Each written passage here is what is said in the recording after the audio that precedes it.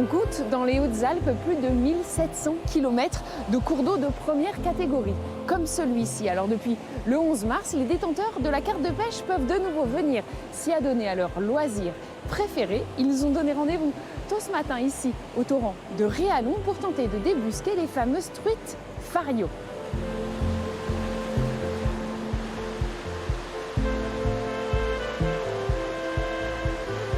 Bonjour Alain, alors vous êtes un habitué de la pêche en rivière. Déjà, il y a une règle pour approcher, comment on fait? Alors on évite de se faire voir, de faire du bruit avec les pieds, la parole peu importe, ça ne porte pas. Mais on arrive toujours sur le côté de la rivière ou par le dessous de la rivière. Si vous arrivez par le dessus, comme les truites sont toujours la tête vers l'amont, pour voir la nourriture qui arrive, eh ben elles vont vous voir, elles vont vous sentir et elles vont se sauver. On va lui faire descendre cette petite imitation de l'arbre. Si elle a faim, si elle veut jouer avec nous, elle peut sauter dessus. Si au bout de 10 fois on n'a eu aucune attaque, eh ben on monte la rivière, toujours dans le sens de la montée, toujours arriver dans le dos des truites. Et puis on va faire d'autres trous plus haut ou d'autres lames plus haut. Voilà. Alors la pêche en torrent, c'est un loisir plutôt solitaire. Vous le voyez sur ces terrains, c'est difficile d'évoluer en groupe. Donc nous, on va remonter un peu plus haut, là, le long du torrent de Réalon, pour voir si d'autres pêcheurs ont peut-être eu un peu plus de chance niveau poisson.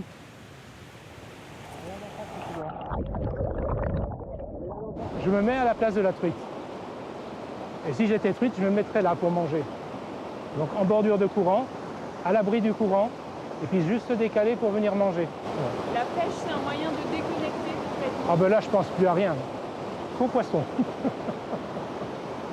C'est une petite truite fario, toute petite, mais elle est vraiment fait pas la taille. Elle fait beaucoup moins de 20 cm.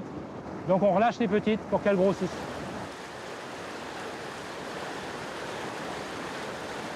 Alors nous sommes avec vous, David Doussant, vous êtes hydrobiologiste et donc vous allez surveiller ces milieux. Qu'est-ce que vous allez mesurer ici?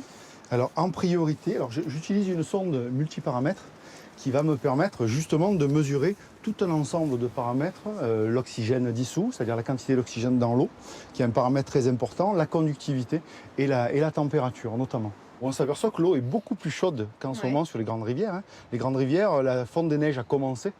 Et la température va vraiment s'effondrer. Alors que dans ces milieux-là, les températures sont beaucoup plus clémentes, là, entre 6 et 8 degrés. Là, par exemple, on est à 6,20 degrés. Et la durance, elle va être... La durance, si on la mesure aujourd'hui, elle doit être à 4 degrés.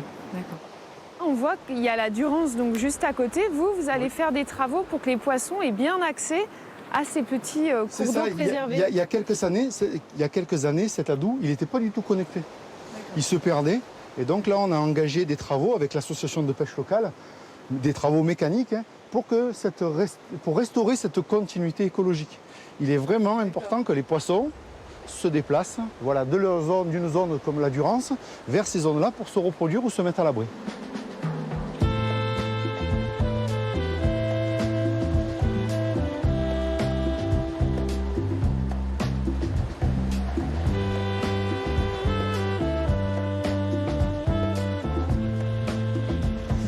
Alors ils sont chaque année entre 15 et 17 000 à prendre une carte de pêche. Le but de la fédération, c'est de justement diversifier les profils, de séduire des jeunes. Alors on va retrouver Florian, bonjour. Bonjour. Donc vous êtes vous animateur pour la Fédé. Animateur pêche, oui.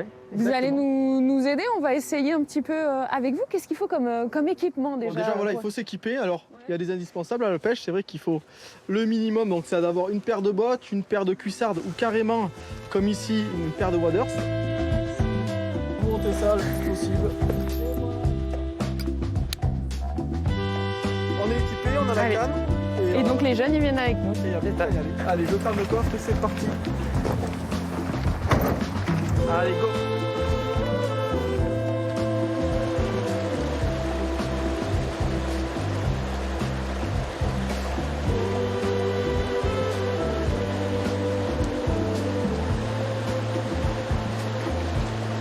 Tu vas regarder derrière pour histoire qu'il vérifie qu'il n'y ait personne.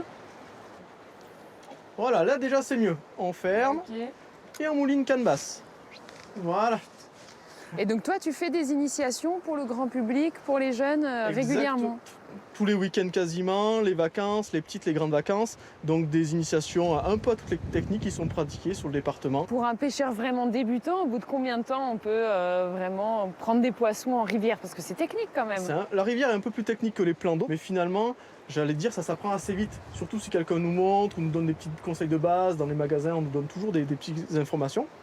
Et finalement, en une saison, en une année, on arrive déjà à prendre ses premiers poissons. Il faut être un petit peu persévérant, surtout les premières sorties. Tout le monde y arrive au bout d'un certain temps. Regardez, les jeunes, ils commencent, ils y arrivent très très bien. Mon père, il m'a amené en Durance et il m'a appris à pêcher au lancer, donc comme ça. Et depuis, je pêche plus qu'à ça. Ça parle à ma génération, on est plein, on est plein de collègues qui pêchent. Et je trouve ça important parce qu'on est dans la nature, on n'est pas enfermé dans nos chambres ou quoi. On passe de bons moments entre collègues et c'est ça l'importance. La pêche, c'est un loisir qui reste très accessible et qui peut se pratiquer ici pendant plus de 6 mois. Un atout donc majeur pour le tourisme aussi dans le département.